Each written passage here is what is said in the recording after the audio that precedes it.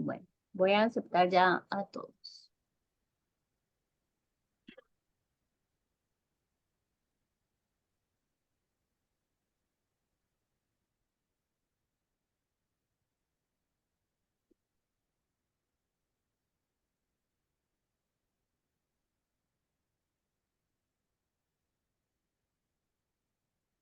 ¿Ya estamos todos? Sí, ¿no? Listo. Perfecto. Hola a todos, bienvenidos.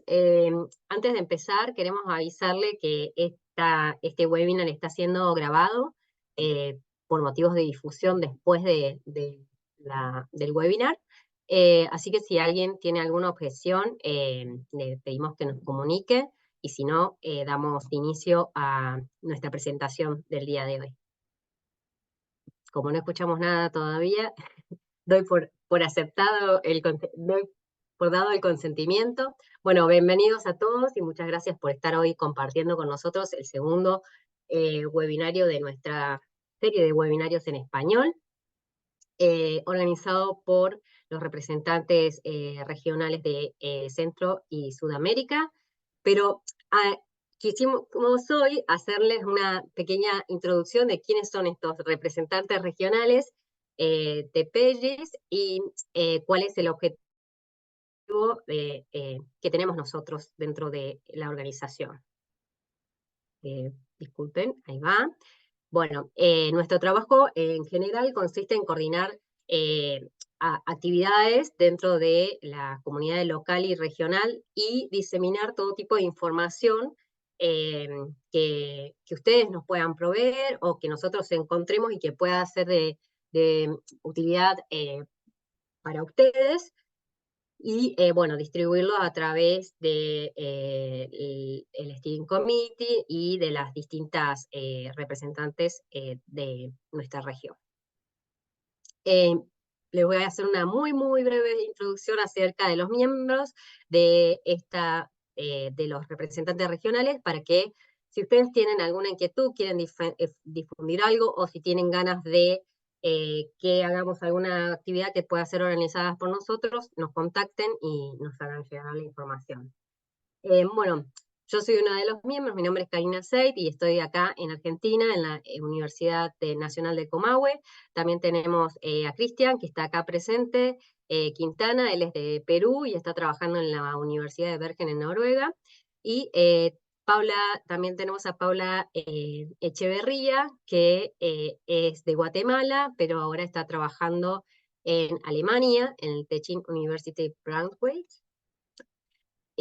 Por otro lado tenemos a Oris Rodríguez de Panamá, que trabaja en la Universidad de Panamá. También a Fernanda Charqueño de México, que está también acá en Argentina trabajando en el SENAC. Y Víctor Merino, que también es de Argentina y que trabaja en la Universidad Nacional de Mar del Plata. Por otro lado tenemos a Diana Ochoa, que se encuentra en Perú, trabajando en la Universidad Peruana Cayetano Heredia, y Constanza Márquez, que está en Chile, en la Universidad Católica de Chile. Entonces, estos somos todos los representantes regionales y que organizamos y estamos a cargo de organizar todas estas actividades. Estos son nuestras páginas de contacto, por si ustedes tienen algún interés en particular, si quieren participar de estos webinars, también podemos ver de este o de otros webinars, bueno, que nos manifiesten sus intenciones. Y por otro lado, recordarles que también está la página de PEGIS para que ingresen ahí, vean todas las actividades que propone en la PEGIS y bueno, y que se unan también, ¿por qué no?, a esta red. Para recordarles que nosotros, todos los miembros de la comunidad de PEGIS pueden ser representantes regionales, se abren cada tanto convocatorias y también la idea es que ustedes también se vayan incorporando y siendo cada vez más parte de esta comunidad. Bueno, dando esta presentación, voy a dar lugar a Susana, que es nuestra invitada del día de hoy, para que nos muestre su presentación, pero antes de eso les voy a presentar un poquito a quién es Susana Velázquez Franco. La doctora Susana es una investigadora interdisciplinar apasionada por el estudio de las relaciones entre el ser humano y la naturaleza. Ella creció en los Andes ecuatoriales de Colombia, en donde realizó una licenciatura en biología en la Universidad de Caldas y luego una maestría en ciencias biológicas con énfasis en ecología en la Universidad de los Andes en Colombia. Hace 6 años se mudó a Utah, Estados Unidos, en donde inició su doctorado de geografía física en la Universidad de Utah, y actualmente es investigadora postdoctoral en dicha universidad, asociada al Grupo de Investigación Interdisciplinar en Clima, Agua y Sociedad. Además, Susana administra el Laboratorio de Paleoecología del Museo de Historia Natural de Utah.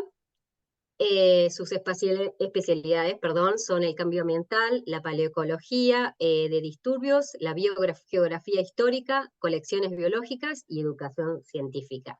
Hoy Susana nos estará presentando su trabajo titulado Listening to the Laguna, San Diego Mars Lake as a Record of Environmental Change Over the Last Millennia. Bueno, te felicitamos, Susana, por tus logros. Muchas gracias por compartir con nosotros tus descubrimientos. Y bueno, antes de dar la presentación, invitar a Susana a dar la presentación, le recordamos que vamos a tener 40 minutos, aproximadamente entre 30 y 40 minutos de presentación, y que luego vamos a dar lugar a las preguntas que pueden realizar a través del chat, o bien levantar la mano y hacérselas directamente a Susana. Pueden hacerlas en el idioma que ustedes se sientan más cómodos, inglés o español. Bueno, sin más aclaraciones, damos pie a Susana a que nos cuente todos sus descubrimientos. Muchas gracias. Vale, Karina, muchas gracias. Bueno, un buen día para todos. Primero que todo, quiero agradecer a Pages Early Career Network por este espacio tan especial en el que podemos compartir la ciencia que estamos haciendo los latinoamericanos. Bueno, sin más, yo vengo hoy a contarles la historia de una laguna que estuvo por muchas décadas escondida por los conflictos armados que se dieron en Colombia durante muchas décadas, y solo se pudo explorar, empezar a explorar científicamente en los últimos años, a partir de la firma de los acuerdos y de los desarmes de los grupos paramilitares y las guerrillas en esta zona de los Andes colombianos. Bueno, antes de entrar en materia, yo quiero pues darles como una breve introducción de qué es lo que vamos a tratar en este webinar, y un poco también darles el marco conceptual de mi trabajo como biogeógrafo y como paleoecólogo. Entonces vamos a ver un poco cuáles son las preguntas de investigación, vamos a hablar un poco del marco conceptual del clima sinóptico en el área, las metodologías, las aproximaciones metodológicas que usamos para estas preguntas de investigación, y vamos a sintetizar y concluir. Antes que nada, quiero contarles que este hace parte de uno de mis capítulos de disertación doctoral, el cual continúo trabajando en más detalle durante mi postdoctorado que actualmente estoy haciendo en el Museo de Historia Natural y la Universidad de Utah, asociada al Grupo de Investigación en Clima, Agua y Sociedad.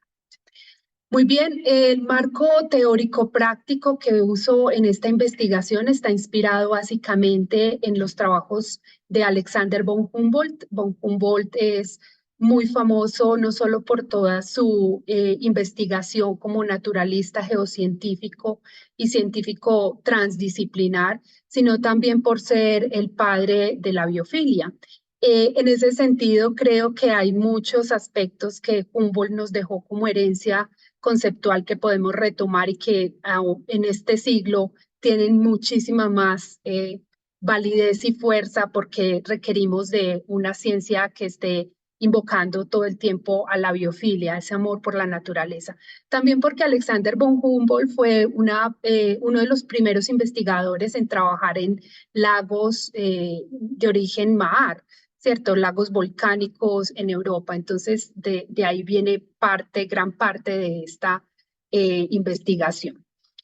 Bueno, sin más, entonces, muchos de ustedes saben que estamos actualmente, ojalá finalizando un fenómeno del Niño bastante fuerte. Ustedes lo que están observando en la pantalla son las anomalías de la temperatura superficial de los océanos durante estos días. Esta es una imagen de marzo 10 de este año. Y como ustedes pueden observar, pues tenemos esa pluma de agua muy caliente sobre las costas suramericanas, pero adicionalmente quiero que también visualicen que hacia el mar Atlántico y hacia el Océano Atlántico y el mar Caribe también tenemos unas temperaturas del agua superficial por encima de lo normal.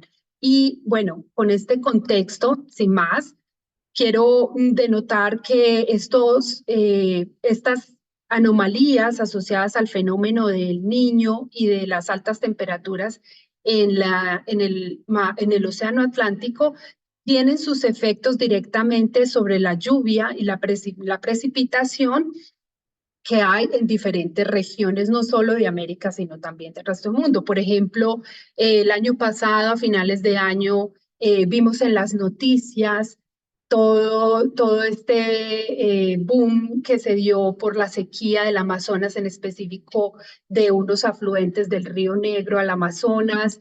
También los picos de incendios entre Bolivia y Perú. Asimismo, todos los incendios forestales que se han venido dando incluso este año en la zona andina colombiana y sin más, por supuesto, los eventos que sucedieron también en Chile muy recientemente. Entonces, la pregunta que invoca esto es como, ¿esto tiene antecedentes? ¿Esto es la primera vez que nos sucede? Entonces tenemos que preguntarle al pasado que está alojado, los registros no instrumentales del pasado están alojados en varios registros del planeta, entre ellos en los humedales y lagunas naturales. Entonces, pues yo considero que este grupo lo sabe muy bien, pero para el público en general recordarles que los humedales naturales pueden ser vistos como sensores remotos del paisaje y que esos sensores remotos pues son un acceso que nosotros podemos tener a esos registros de largo plazo de los cambios ambientales y de las condiciones en el pasado. Esta foto es una foto que nos comparten los pobladores locales de San Diego y fue tomada más o menos en 1991. Bueno, ¿pero qué es especial acerca de esta laguna? Bueno, lo primero que hay que mencionar es que la localización latitudinal de la laguna de San Diego es excepcional. Inicialmente porque está solamente a 5.5 grados norte del ecuador geográfico y térmico de Sudamérica. Entonces, pues además de esto está localizada prácticamente en el corazón de la macrocuenca Cauca-Magdalena, que es la cuenca más importante de Colombia. En ella se produce el 86% del Producto Interno Bruto y es el hogar de aproximadamente 38 millones de personas. Entonces estamos hablando de una cuenca densamente poblada que produce socioecológicamente el sustento para un gran porcentaje de la población que habita en Colombia en solamente el 24% del territorio colombiano. Adicionalmente, la localización de San Diego, si miramos en un corte transversal, en Colombia tenemos 3 cordilleras. Esta es la cordillera central. La laguna de San Diego está ubicada hacia la vertiente oriental de la cordillera central. Entonces podemos denotar que está ubicada en en un contexto de otros volcanes, ¿no? Y esa provincia se llama la provincia volcanotectónica de San Diego Cerro Machín, al cual pertenecen un montón de otros volcanes muchísimo más grandes. San Diego tal vez es uno de los más pequeños y es uno de los pocos mares que tenemos en Colombia. También quiero denotar que la ubicación altitudinal de San Diego la hace también muy especial, porque como ustedes pueden observar aquí en la distribución moderna de los cinturones de vegetación, San Diego está ubicado justamente en ese ecotono de la selva lluviosa de tierras bajas con el encuentro con la vegetación premontana. Y a pesar de que tenemos un historial muy largo de estudios en los Andes colombianos, estudios paleoecológicos en los Andes colombianos, la gran mayoría de estos estudios han sido llevados a cabo en lagunas y otros humedales de zonas altas. Entonces, este es uno de los pocos registros que tenemos en esta transición, en este coto. Muy bien. Adicionalmente, yo pues quiero resaltar el potencial que se tiene de los lagos mar o los lagos máricos, como ustedes los quieran llamar, esos lagos que se producen a través de una reacción freatomagmática. Este es un mapa en el que se sintetizan esos lagos mares que hay alrededor del mundo que poseen estudios paleoclimáticos.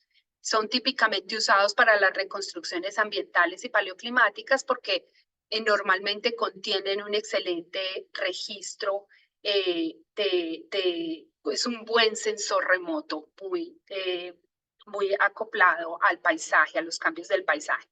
Quiero llamar la atención que, como ustedes observan ahí en el círculo naranja, no tenemos muchos mares con estudios paleoclimáticos, al menos registrados hasta el año de esta publicación en el 2019, y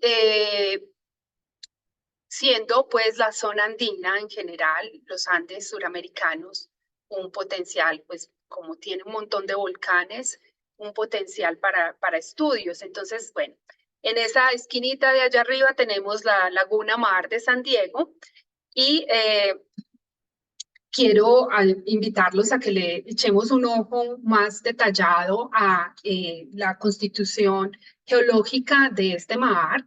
Es realmente una estructura que está constituida por dos estructuras geológicas. Una es un cono o el morro, como es conocido, y luego se generó, parece que más recientemente, el lago Mar, en el que se aloja la laguna de San Diego. También invitarlos a conocer sus nombres. En la antigüedad, los indígenas de la zona le llamaban Bocanem a la laguna. Hoy se conoce como la Laguna de San Diego y por supuesto que más en el nivel técnico le llamamos Laguna Mar de San Diego. Incluso los geólogos saben que cuando nos referimos al volcán de San Diego, estamos refiriéndonos a estas estructuras concatenadas. Entonces, la inspección científica de este mar para mí inició en el 2018, cuando alguien me contó que existía en las montañas de Samaná, en la cordillera central de Colombia, este mar, y yo, bueno, definitivamente como una persona que ha trabajado ya durante varios años con humedales, quise ir a observarla y cuando estuve allá me di cuenta de lo especial que es, entonces decidí empezar mis exploraciones de forma independiente. Yo ni siquiera había comenzado el doctorado, pero empecé a trabajar con los pobladores locales y a hacer pequeñas expediciones. Esa zona, por ejemplo, esa fotografía que ustedes ven ahí fue tomada en el 2016 con mis amigos de la laguna Wilmar y Zoraida, y ellos me llevaron en la primera expedición a el cerro, a ver la cima del cerro y a observar la laguna desde la cima del cerro, del Morro de San Diego. Y para ese entonces lo interesante de la historia es que no había ni siquiera camino el camino para subir al cerro estaba cerrado y nosotros lo reabrimos en el 2016 y hoy por hoy es un lugar de tránsito y preferido por los locales y los visitantes para observar la laguna y el paisaje precioso volcánico alrededor de ella.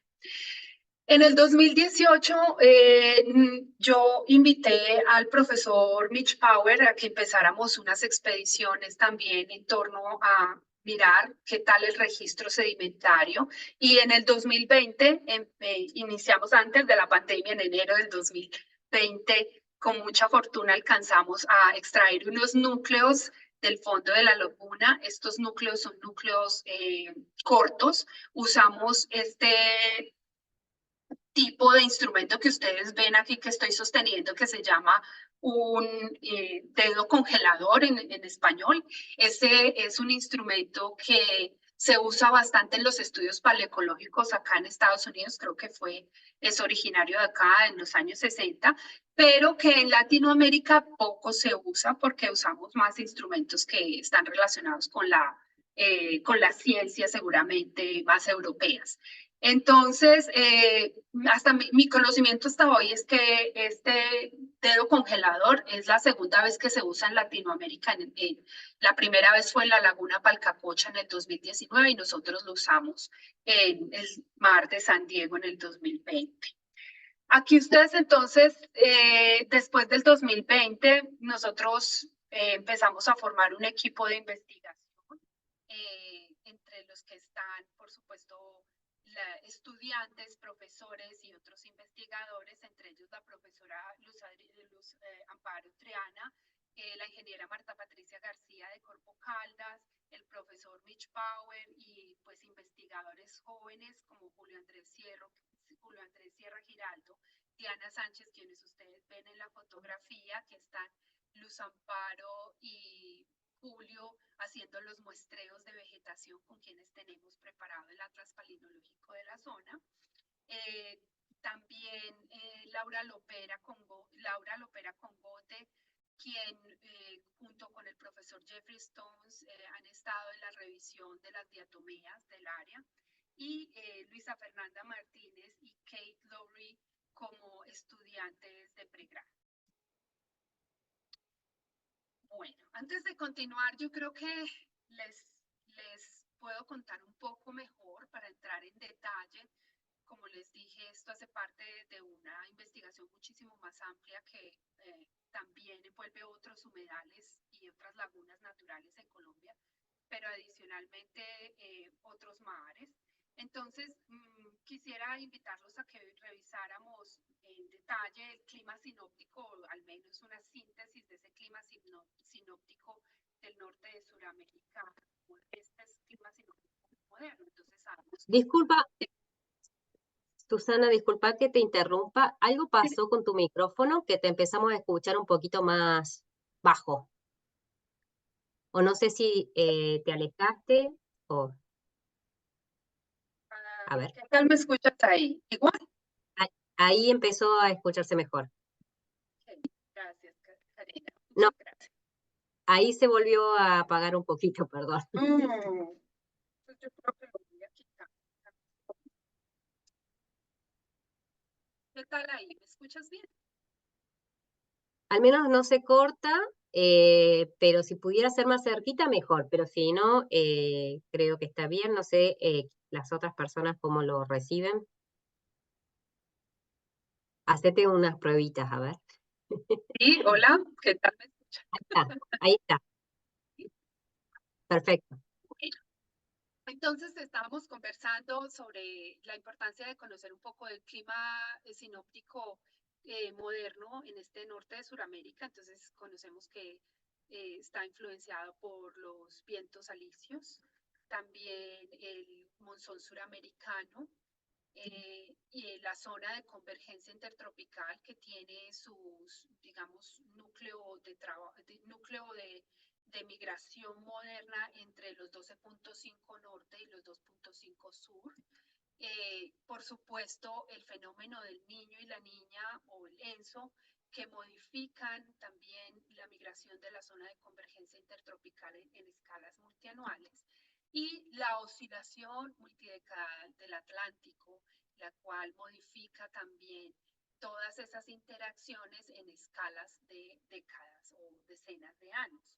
Entonces, como para darles ese contexto, observen que la posición estratégica muy cerca del ecuador de la laguna de San Diego nos permite hacernos una pregunta sobre la interacción entre todos estos elementos. Pero hoy quiero invitarlos a que nos enfoquemos en estas tres, digamos, hay mucha discusión en torno a la paleoclimatología y a la paleoecología del último milenio, y hoy pues quiero que nos enfoquemos, invitarlos a que nos enfoquemos en estos tres discusiones más relevantes. Primero, si la zona de convergencia intertropical es posible de ser detectada en los registros continentales o si solo corresponde. ¿Se está escuchando bien, Karina?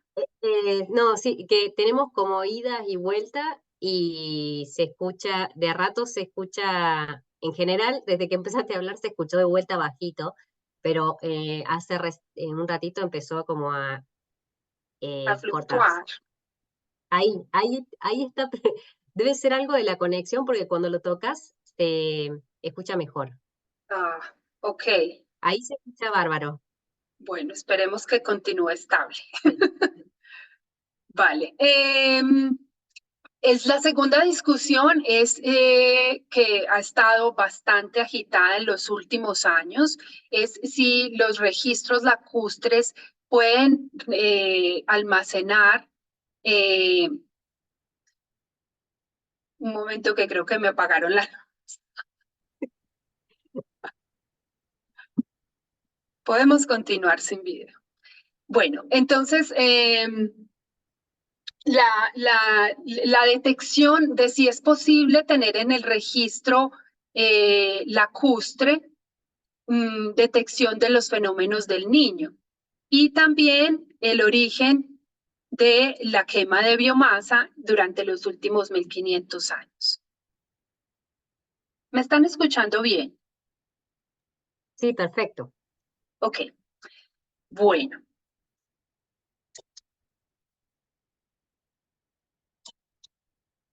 Discúlpenme ahí las dificultades técnicas, por favor. No falla siempre que...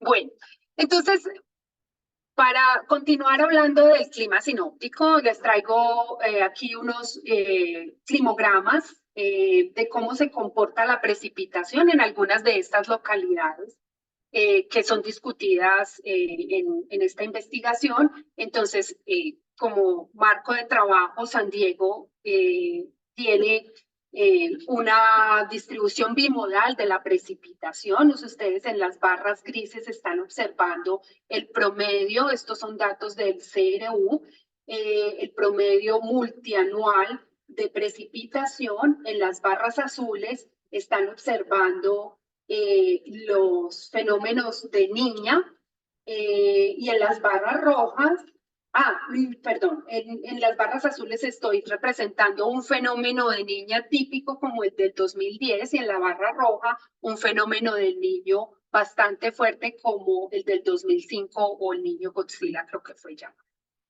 Entonces, vamos a ver que, por ejemplo, para la laguna Palcacocha, que es uno de esos sitios icónicos de estudio de la paleoclimatología de los Andes ecuatoriales, y para el lago Yaviucú, que está muy, muy cercano, los fenómenos de El Niño, que están en esas barras rojas, como el del 2015, se manifiestan como un aumento de la precipitación. Y en las barras azules como una disminución en la precipitación, o sea, durante el fenómeno de la niña se disminuye la precipitación, lo que es contrario o en antifase con la laguna de San Diego.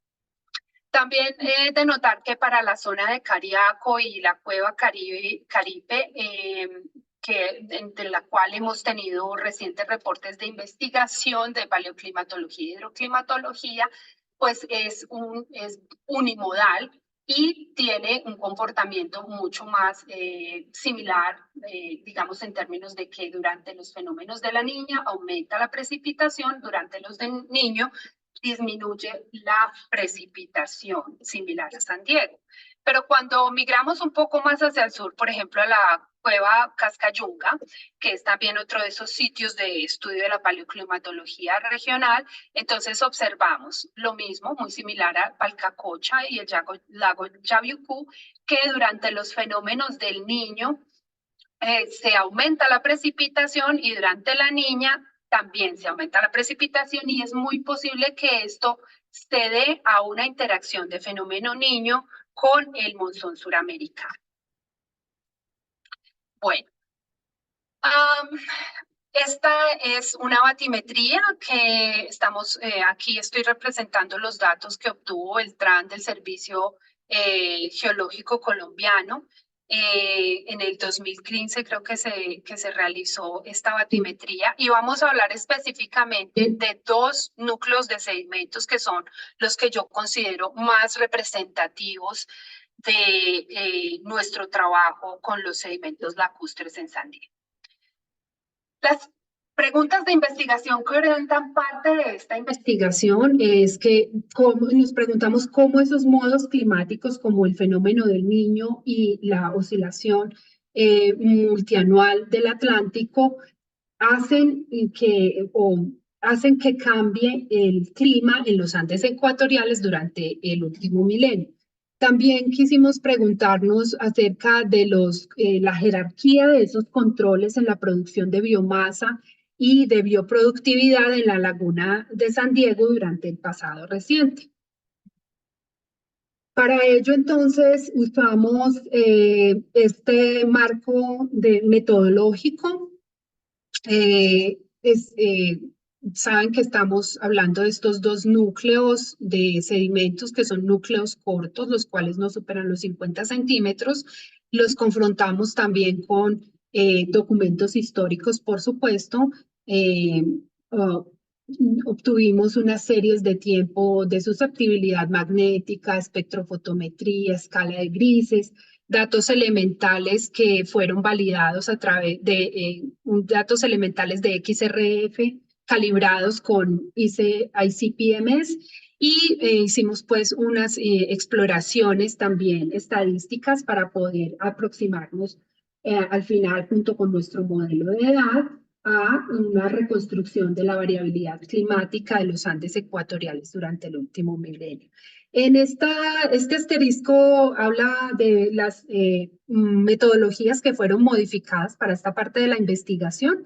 Quien quiera más detalles de cómo se usó la espectrofotometría, con mucho gusto lo podemos discutir en la sesión de preguntas, asimismo como los modelos de edad y también las metodologías muy específicas que han sido recientemente publicadas para el análisis de carbones o sí, microcarbones sedimentarios.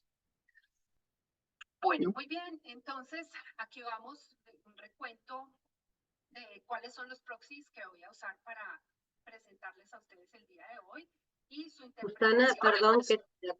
Ay, no, ¿sí? Justo se reactivó. Te habíamos perdido, pero creo que se reactivó el micrófono. Si querés probar. Sí. Ahí, ¿qué Un tal? poquito. ¿Ahí No. está bien? No. Okay. Dame un segundo a ver si yo reconecto esto aquí. Qué lástima que esté. Siempre pasa. Ahí está. ¿Qué tal ahora? Perfecto. Sí, bueno, voy a Sí. ponerlo en mi manito a ver si no molesta tanto. Bueno, Perfecto. entonces, gracias, Karina. Bueno, entonces vamos a hablar un poco de las partículas de carbón y cómo pueden ser usadas para la reconstrucción de paleoincendios. Los datos de radios elementales y espectrofotometría del radio de luz visible para la reconstrucción del clima y en específico de esos fenómenos, megafenómenos de la niña, susceptibilidad magnética para trazar los orígenes de la erosión que registramos en los sedimentos, isótopos que también son usados para la bioproductividad una aproximación a la bioproductividad o a la productividad de biomasa en el paisaje y los datos de poblamiento humano de C14 que usamos para hacer una aproximación a las poblaciones humanas durante el pasado. Volvió a irse el audio, perdón, Susana. Estamos interrumpiéndote.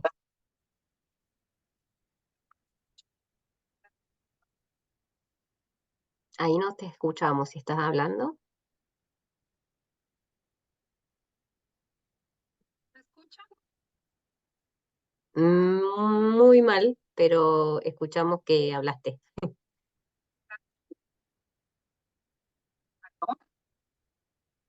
Se corta. Sí, hola. Ahí un poquito mejor, a ver si... Conectar otra vez. ¿Qué tal así? No, cortado.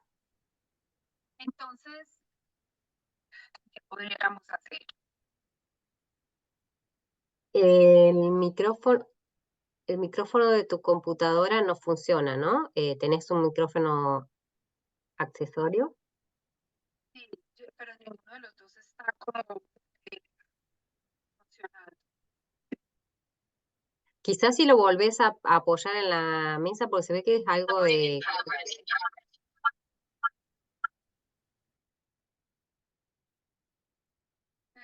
¿Me permiten? Ahí te escuchamos bajito, pero al menos no se corta.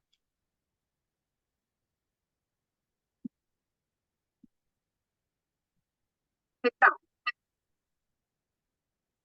Se tiene No. como rechazo. Quizás ¿pusiste otro teléfono o digo otro micrófono? Que vimos que te conectaste con otra cuenta. Pues traté, pero está haciendo. ¿Me estás escuchando ahí bien? Sí, quizás tenés que mutearte en el dispositivo que no vas a usar y habilitar el otro micrófono. Sí, bueno, así lo tenía antes, pero ahí me escuchan. No también. Ah, No sé si el resto quizás se escucha un poco mejor.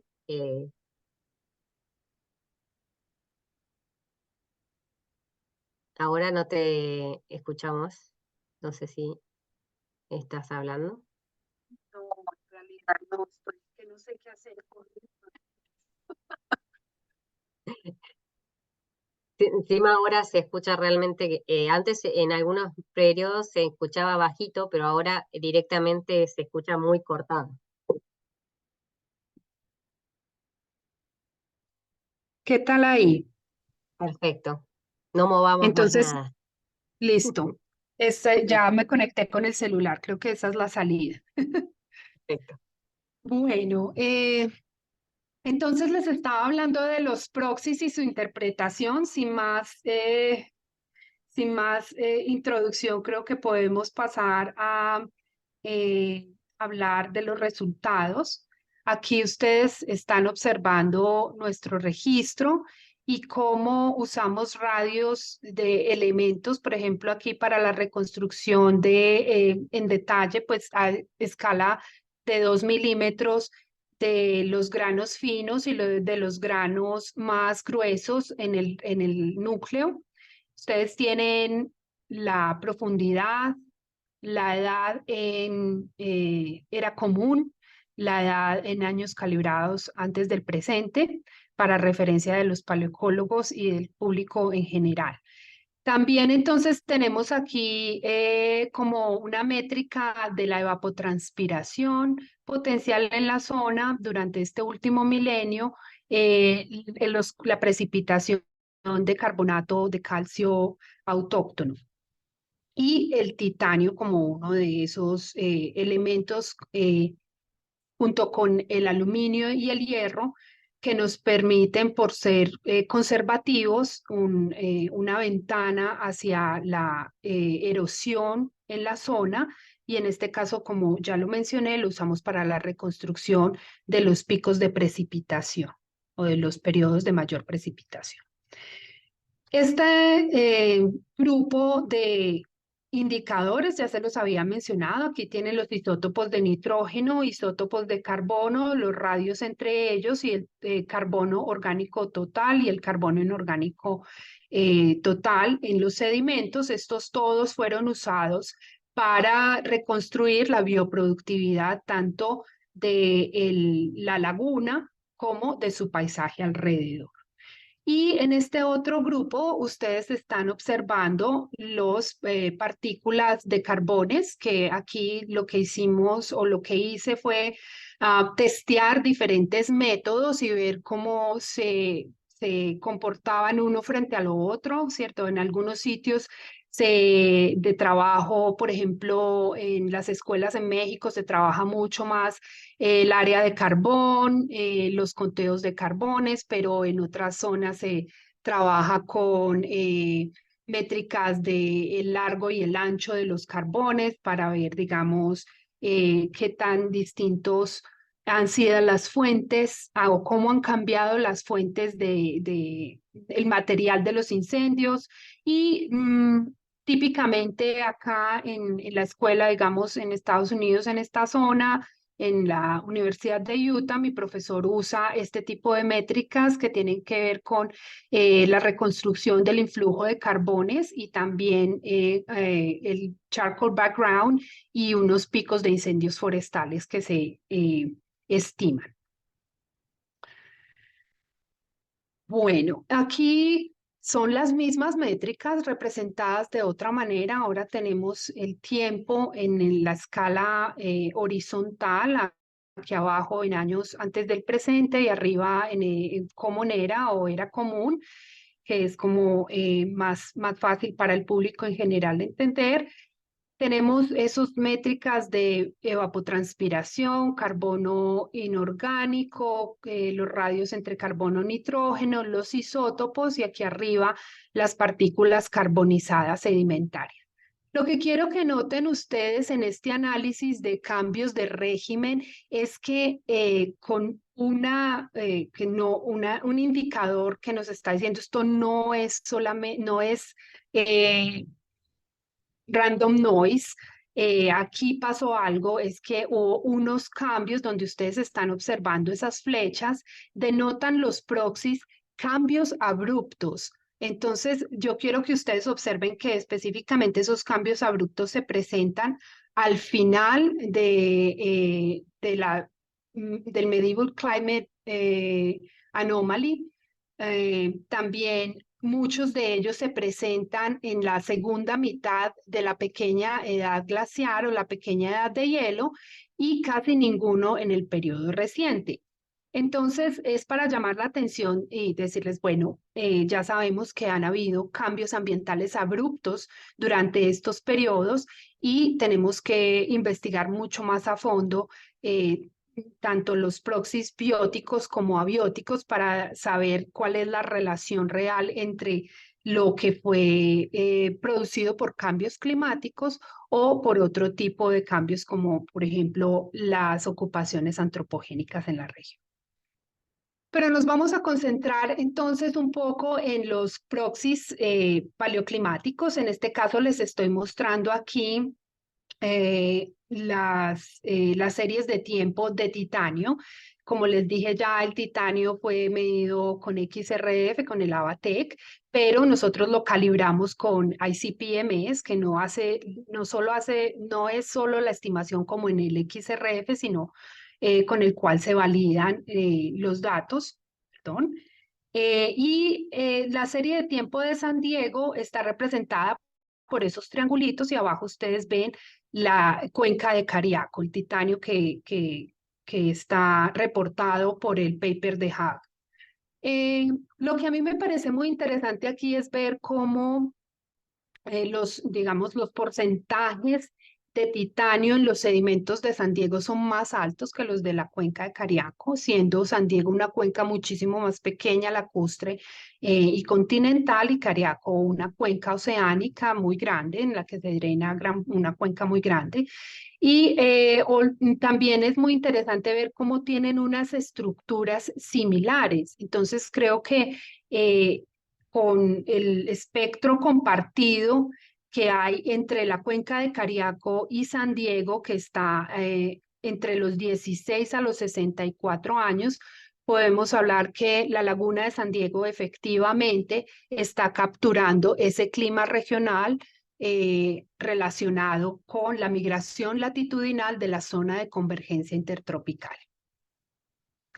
Cuando observamos entonces este otro tipo de métrica que es espectrofotometría de luz, y lo ponemos en comparación con los datos de la Laguna Palcacocha, para recordarles, la Laguna Palcacocha es uno de esos sitios también icónicos de la paleoclimatología regional, en los que se registra el fenómeno del Niño. Ustedes ven que están el registro entre la Laguna de San Diego, representado otra vez en esos triangulitos, y la Laguna de Palcacocha representado en los circulitos, pues que están en antifase, ¿no? Y eso está muy interesante porque nos está representando muy bien con el clima sinóptico que les mostré anteriormente, que al menos durante el último milenio se han visto pocas diferencias entre ese comportamiento del fenómeno del Niño manifestado en los sedimentos lacustres entre Ecuador y Colombia. Estos datos de las potencias de poder compartidas entre la cuenca de Cariaco y la laguna de Palcacocha y la laguna de San Diego fueron determinadas a través de un análisis de ondículas, y quien quiera saber más, con mucho gusto podemos conversar en la sesión de preguntas, si es que quedamos con tiempo para hacerlas. Bueno, entonces aquí podemos empezar a hacer una síntesis de lo que llevamos hasta ahora. Primero podemos decir que la Laguna de San Diego es climáticamente sensible a escalas multianuales y multicenteniales de variabilidad climática, y que los conductores más posibles de esa variabilidad climática están vinculados a las temperaturas superficiales del océano, tanto del Atlántico Norte como del Pacífico tropical, representados en sus dos modos climáticos, el Niño Oscilación del Sur y el Atlantic Multi-Decade Oscillation. Entonces, una respuesta parcial a nuestra pregunta de investigación, aquí la retomamos, es que sí, parece que tanto el EMO y el ENSO hacen una disrupción de la circulación troposférica, amplificando o debilitando los chorros de bajo nivel que confluyen en esta zona del norte de Sudamérica, y que luego se manifiestan como cambios en la precipitación en los Andes ecuatoriales. Bueno, entonces, retomando esas discusiones a las que los invité inicialmente, ya podemos chequear que aquí sí tenemos unos no solo sedimentos lacustres de San Diego, sino otros registros como de las cavernas, los trabajos que recientemente han hecho en la Universidad de Sao Paulo nuestras colegas colombianas. Se ha demostrado que la detección de la zona de convergencia intertropical o de ese movimiento latitudinal a través del tiempo es posible en los registros continentales.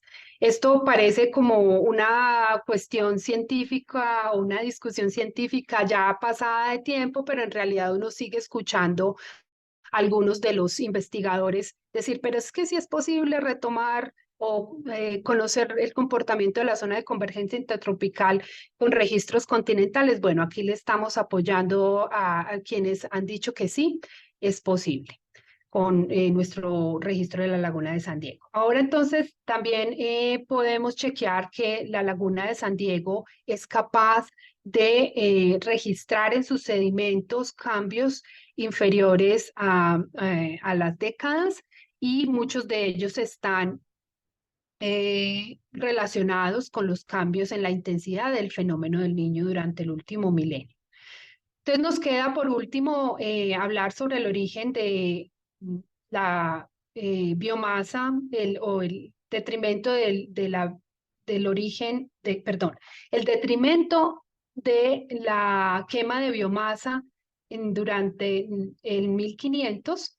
Y para eso entonces les traigo esta otra representación de nuestro registro. Ustedes están observando en este eje el tiempo en el eje horizontal, tanto arriba como abajo en las dos diferentes escalas que lo hemos venido trabajando. En el lado derecho están viendo la frecuencia de los incendios forestales registrados con esos carbones sedimentarios en San Diego. Tenemos una métrica representada en esta línea como violeta claro de la población, la densidad de población humana localmente o subregional, porque estamos hablando más o menos como de los sitios arqueológicos que están en la zona media del río de la Magdalena. Estas cruces que ustedes ven aquí encima representan incendios forestales que fueron devastadores para el paisaje, ¿cierto? Están por encima del charcoal background. El titanio, los otros isótopos que también usamos para las métricas de bioproductividad, y aquí los estamos comparando con dos registros regionales altamente pues, reconocidos como son el titanio de la cuenca de Cariaco y un compilado de los incendios forestales para el norte de Sudamérica que está publicado en el Global Charcoal Database.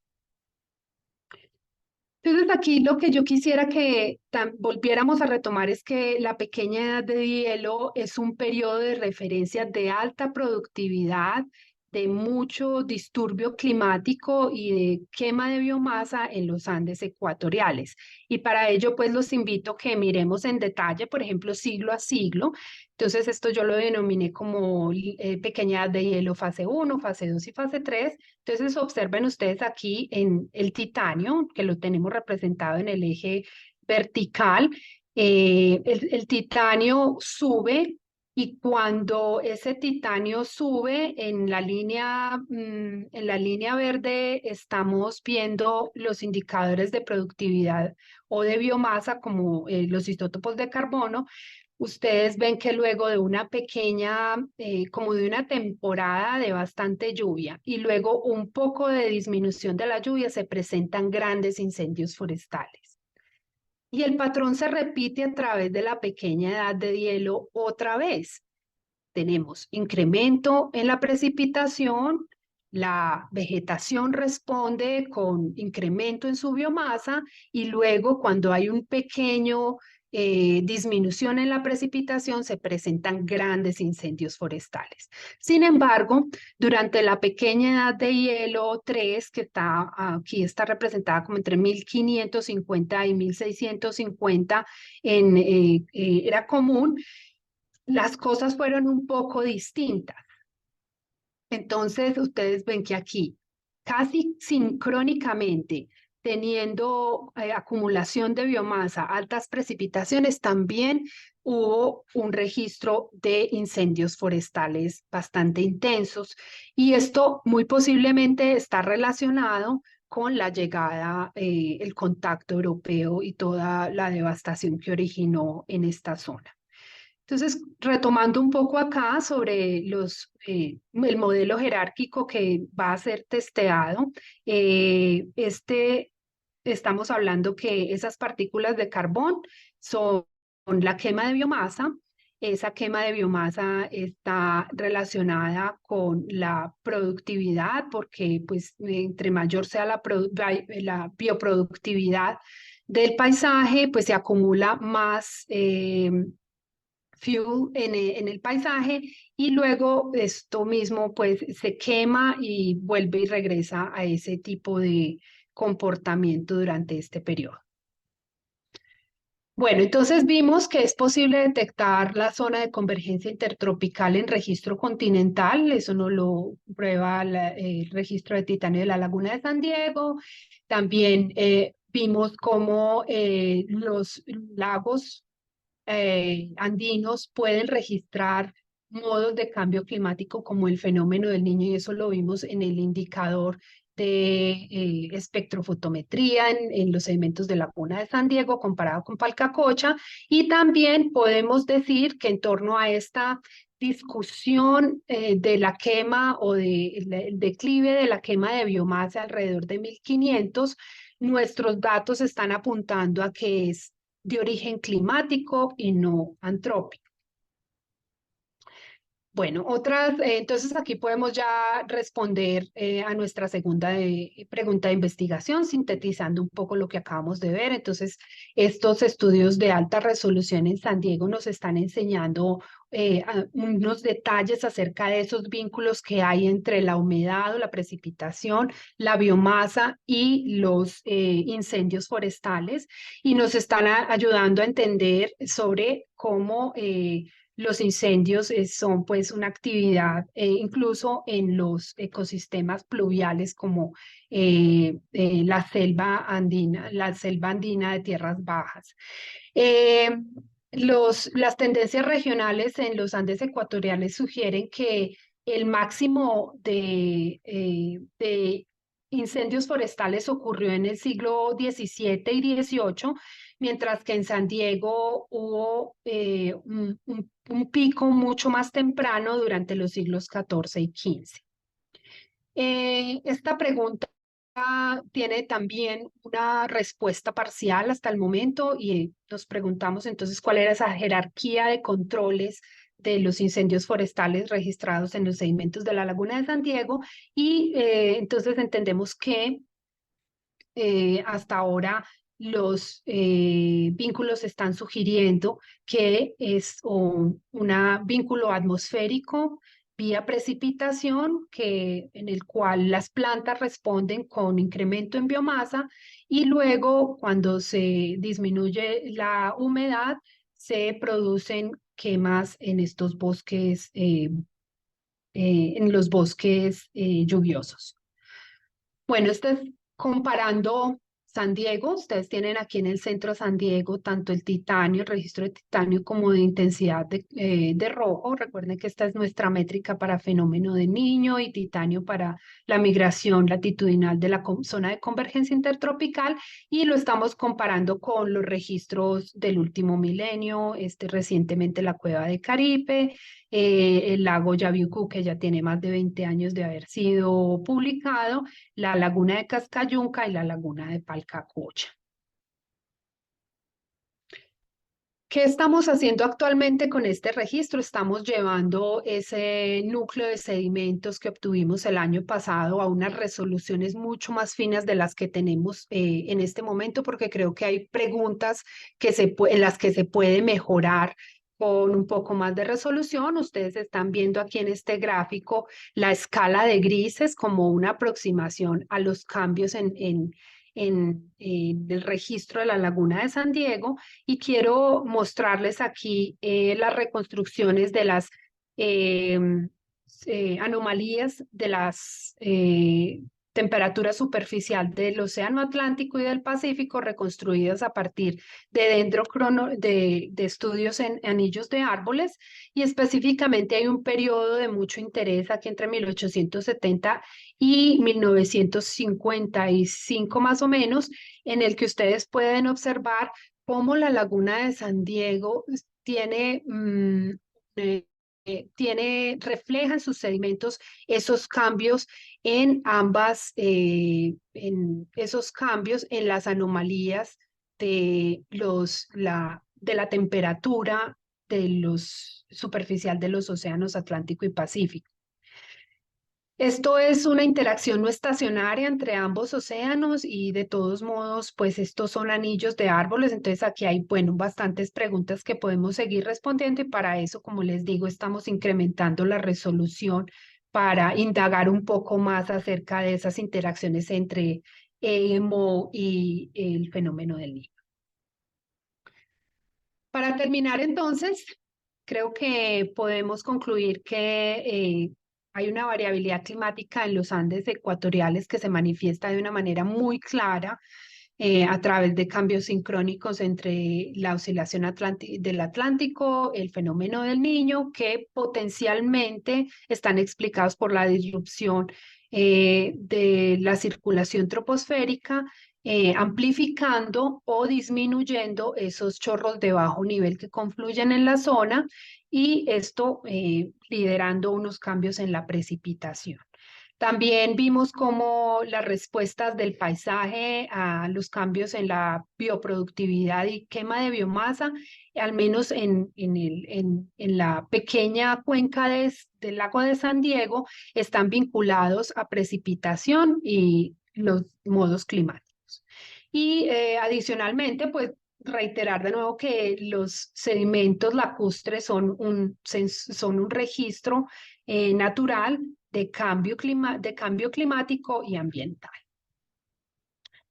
¿Qué vamos a hacer en el futuro con nuestra investigación? La idea es que podamos seguir incrementando altas resoluciones para bajar. En este momento la resolución está entre 3 a 5 años. Queremos bajar la resolución anual. Ese es mi trabajo en este momento, haciendo pues todos estos proxies y el reconstrucción detallada de los paloincendios forestales a escala anual. Y pues para poder internarnos mucho más en esas preguntas sobre la severidad de los cambios hidroclimáticos en el norte de Sudamérica y sus consecuencias ecológicas. La idea es que también podamos estudiar la laguna de San Diego en una escala más larga de tiempo. Para eso estamos en este momento consiguiendo recursos para hacer un núcleo más profundo. Sin más, pues creo que ya podemos cerrar. Quiero agradecer pues a todos mis colaboradores, en especial a la gente de la comunidad de San Diego y de Samaná. También quiero agradecer a los estudiantes y a los jóvenes investigadores del proyecto, obviamente a el trabajo conjunto con algunas de las instituciones como el Herbario de la Universidad de Caldas, la Autoridad Regional del Estado de Caldas y la Universidad de Utah por permitirme realizar todas estas investigaciones en el marco de mi trabajo acá como investigador. Nosotros esta información ya la tienen, todo lo que es producto de los muestreos de biodiversidad, de polen, diatomeas, vegetación, calidad del agua que hemos estado haciendo desde el 2018, está en manos ya desde hace algunos meses de los tomadores de decisiones regionales y esperamos que así como se tomó la decisión en el 2011 de proteger la laguna de San Diego, pues prontamente se le pueda subir su nivel de protección porque es un tesoro y un patrimonio geológico colombiano. Muchísimas gracias, les dejo mi correo si alguien quiere aproximarse más en detalle y estoy pendiente de todas sus preguntas. Gracias por soportar los problemas técnicos hasta este punto. Quedo pendiente de las preguntas y las sugerencias que tengan o comentarios. Muchísimas gracias, Susana, por tu presentación. Me encantó, fantástico. Y nada, muy, muy, muy claro. Bueno, yo tengo un montón de preguntas, pero como una de las anfitrionas, voy a dar paso a quien tenga preguntas en el chat o si quieren levantar la mano. Ah, ya tenemos una mano levantada. Rodrigo, adelante. Hola, ¿qué tal a todos? De nuevo, gusto verlos de nuevo. Yo también tengo un montón de preguntas, pero creo que más bien me voy a acercar por correo a preguntar cosas más detalladas con Susana. Y bueno, nada, muchas gracias por la presentación. Eh, yo creo que voy a hacer una que más me llama la atención y es lo de la distribución de la lluvia en esta región en particular, ¿no? Porque es sí, muy curioso que en todos los registros del norte de meteorológicos del norte de Colombia, de Venezuela, en todo Centroamérica y en el centro de México tenemos este pico en verano de la zona tropical de convergencia, pero en todos estos lagos de la cordillera de los Andes de Colombia y en Bogotá, por ejemplo, está esta distribución bimodal de la lluvia, ¿no?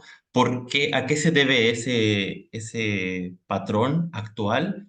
Y esto va relacionado a otra pregunta que es entonces, ¿qué tan válido es reconstruir los cambios de la zona intertropical de convergencia con los registros sedimentarios de esta cordillera de los Andes si no siguen este patrón unimodal en la lluvia? Lo que pasa, hola Rodrigo, a ver si pesqué lo que quieres, lo que estás curioso de conocer. Am, lo que pasa es que como se los mostraba en yo no sé si ustedes todavía están viendo mi pantalla, ¿cierto? Sí, Bueno, entonces aquí si tú ves que ahí está la zona de convergencia intertropical, en julio está así, más hacia el norte, pero en enero está hacia el sur. O sea que en esta zona de San Diego y de los Andes, alrededor de los 2 grados sur y 10, 12 grados norte, pasa 2 veces. Entonces, pues por eso se explica la bimodalidad. y yo Eh, había leído en algún momento que era como también que la cordillera funcionaba un tipo monzón, un efecto del monzón o algo por el estilo. No sé si eso tenga que ver o... sí, bueno, entonces ahí ya lo que pasa es que es, no es como tal un monzón, sino la actividad de uno de los chorros que tenemos en esta región. Entonces, para eso me voy a remitir por aquí a otra imagencita que de pronto te puede ayudar a entender un poco mejor. Rodrigo, ¿estás observando aquí esas otras líneas? Sí, sí. Listo. Entonces, esos son los chorros de bajo nivel que convergen en esta zona. Entonces tú puedes ver que ahí el asunto se pone más complicado, ¿no? Entonces, en específico, este Chocó Jet, como San Diego, a pesar de estar en la cordillera, está más próximo al Océano Pacífico que al Océano Atlántico, ¿cierto? Tiene una influencia más fuerte sobre la precipitación en la zona. Y específicamente el chorro del Chocó tiene una actividad que exacerba el segundo periodo de lluvias en Colombia. Entonces, si tú ves, por ejemplo, aquí en las barras azules, durante el fenómeno del niño, durante el fenómeno de la niña, perdón, y en general el histórico, incluso hasta durante el fenómeno del niño, siempre va a haber un incremento en el segundo periodo de lluvias y está relacionado con la actividad del chorro de bajo nivel del Chocó. De hecho, este año salió una publicación en la que el doctor Poveda, que es quien estudia, digamos, el científico atmosférico en Colombia, que estudia con su grupo de investigación todo esto, él describe el chorro del Chocó ya no solo como un chorro de bajo nivel, sino como una pequeña célula de Hadley que opera allí en esa región. Entonces, bueno. No sé si tiene respuesta, yo creo que no es exactamente un monzón, pero sí a una actividad más pronunciada de ese chorro de bajo nivel del Chocó. ¿Cuál era la Vale. otra pregunta? Qué pena contigo, que creo que... No, no solo era de esto, que si era válido como reconstruir la migración de la ITCC, si no teníamos este pico unimodal en el verano o en el invierno, ¿no? En el caso del hemisferio sur.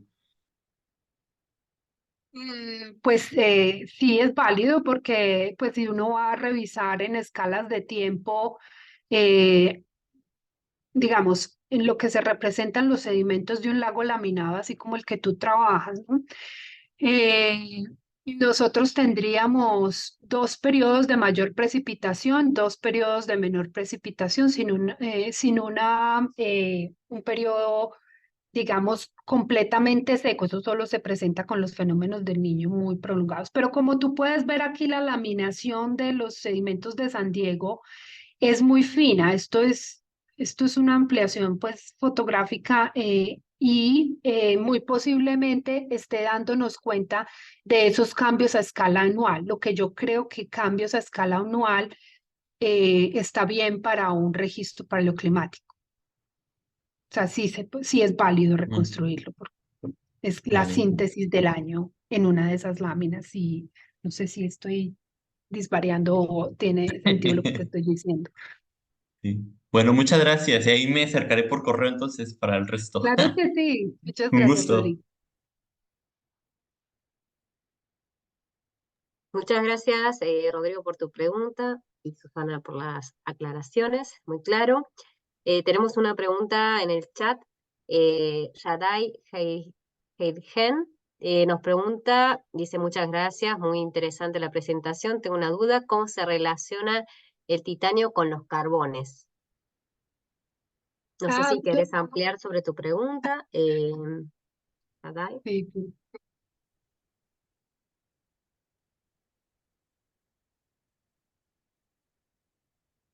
Hola, ¿estás ahí? Sí, Si quieres, abres el micrófono y preguntas. sí.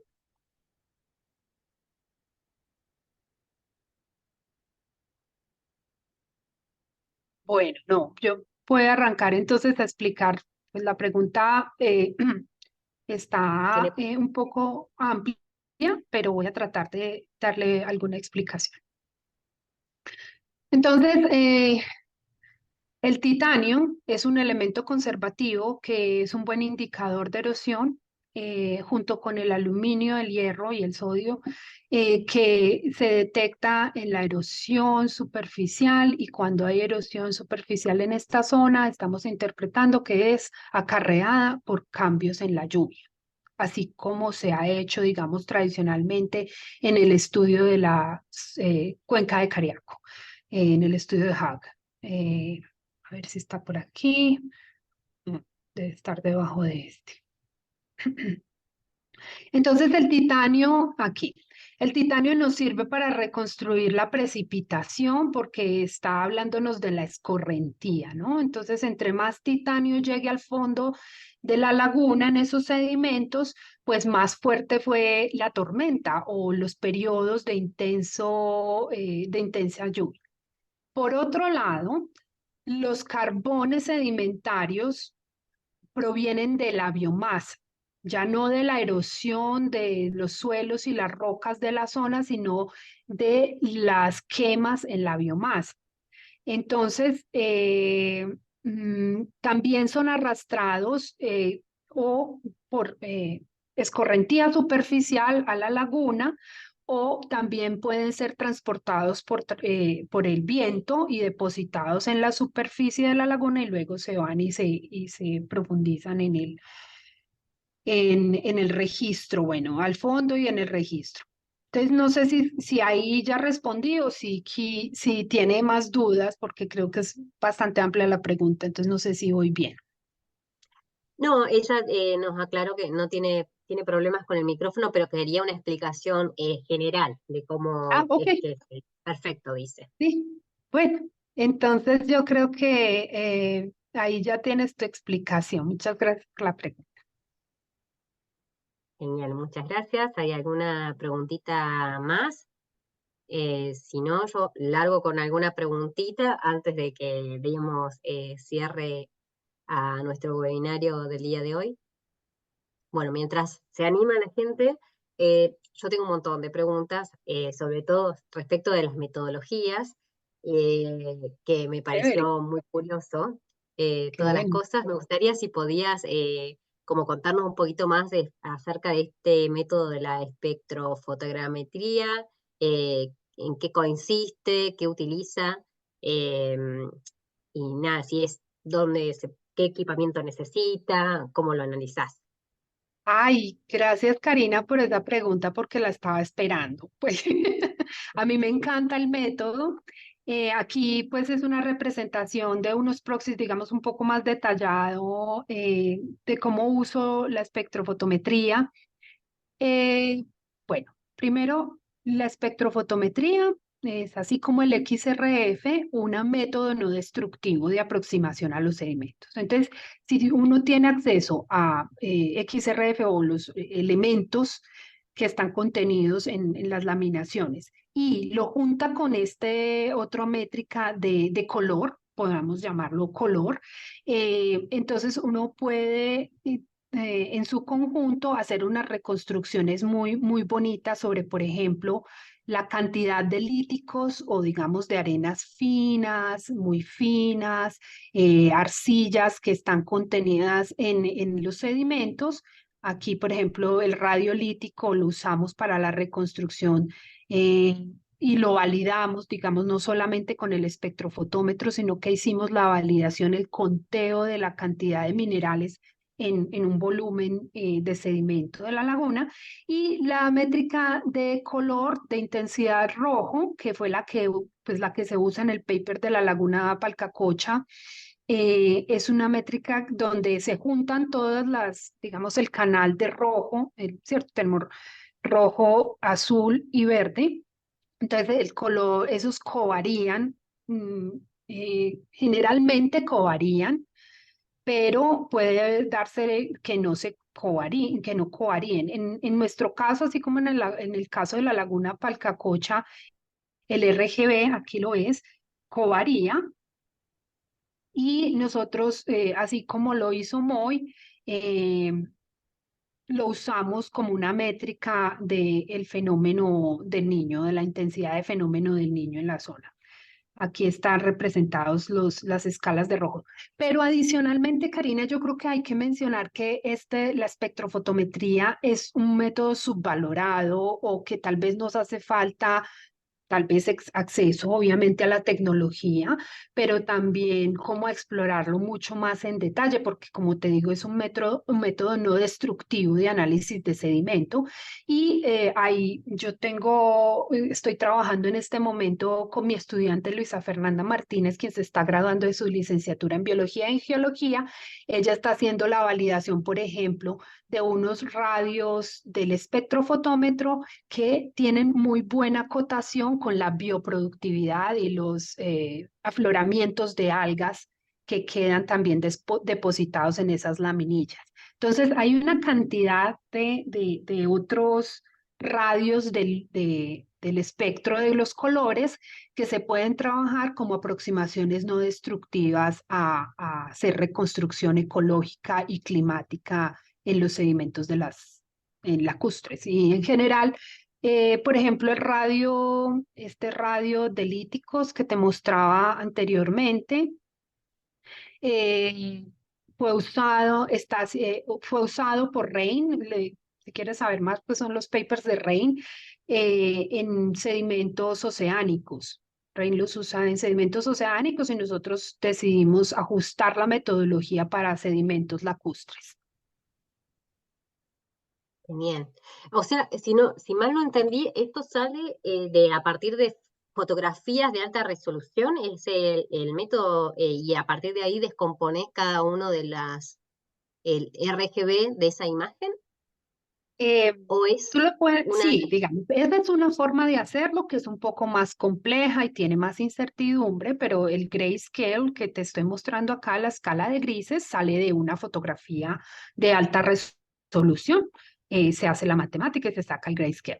Pero digamos, el RGB que te estaba mostrando en este paper, sale de un aparato que se llama el espectrómetro de luz.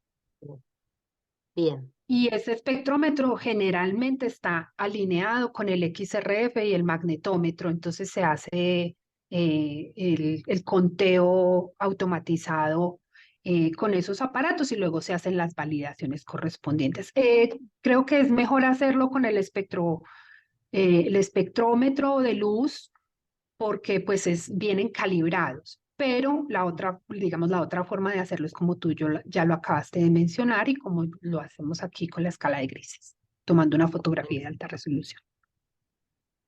excelente, me encantó, me encantó. ¿Vale? Ansiosa de leer esos trabajos. Tenemos dos preguntitas en el chat. Rodrigo, ¿querés comentar la voz? Nos dice... Bueno, yo solo ese comentario de lo del carbón, que yo vi en tu curva que es como una regresión del OES. Yo creo que es lo que usan para distinguir el background del charcoal de los picos. Y, y sí, creo que es esa curva, sí. Esa curva creo que es una regresión del OES, ¿no? Lo que se ocupa ahí. Es más complejo que eso, Rodrigo. Es todo un paquete estadístico que se usa Ya. yo les puedo enviar la metodología. Ya, cool. Sí, sí, pero solamente ese comentario de que se ha visto que el Z-score creo que es también se utiliza para poder distinguir el background de los picos, ¿no? Pero bueno, ya los contactamos Sí, luego. no, se llama Char Analysis. Es un paquete que lo puedes mirar. Eso fue desarrollado por un investigador aquí en la Universidad de Montana. Y cualquier detalle acerca de Char Analysis y cómo correrlo y toda la cosa, con mucho gusto. Buenísimo. Tenemos otra consulta de Yadai que dice, tengo unas preguntas, bueno, que tienen más preguntas para vos de microXRF y otros métodos y consultas si te puede escribir por mail para hacértelas Por más en supuesto. detalle. Sí, aquí está Creo mi que correo a partir de esta electrónico. presentación vas a estar súper solicitada con todas las Con mucho tecnologías. cariño se comparte lo poco que se ha tenido de experiencia con este trabajo. Ok. Y te hago una consulta para no extendernos más porque ya nos pasamos bastante del tiempo. ¿Mm? Vos nos dijiste que estaba interesada en dar un webinario en el segundo cuatrimestre en este nuevo llamado que tenemos, simplemente para motivar a que nos sigan escuchando. Eh, y está en tu próxima presentación, vas a hacer más hincapié sobre los aspectos sociales. ¿Está relacionado con esto que nos estuviste comentando ahora, sobre este registro, o es una nueva investigación? Bueno, lo que pasa es que el registro de la Laguna de San Diego es bastante especial y entre unas de las cosas que descubrimos durante mi disertación doctoral es que también hay unos cambios en los metales pesados, ¿cierto? Yo profundizo mucho más en la geoquímica en los otros capítulos de mi disertación y en este momento de mi postdoc también estoy avanzando en calibrar a una resolución mayor los metales pesados que están en el registro y eso pues luego en el webinar que vamos a hacer el próximo semestre con ustedes. Les agradezco mucho el espacio. Vamos a mostrarle a las personas cómo los metales pesados nos están indicando unos periodos de cambio socioecológico en la región también. Buenísimo, buenísimo. Súper, ahí ya anotada para tu próximo webinario. Bueno, si les parece, vamos, y nadie tiene ninguna pregunta más de último momento, vamos a dar por finalizado el webinar.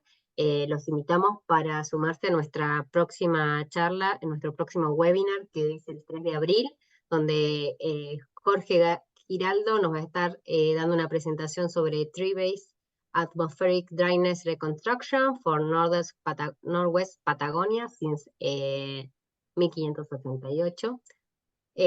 Y bueno, los invitamos como a mantenerse ahí conectados. Muchas gracias nuevamente, Susana, por tu presentación del día de hoy y gracias a todos ustedes por estar compartiendo este momento con nosotros. Nos vemos. Saludos, muchas gracias.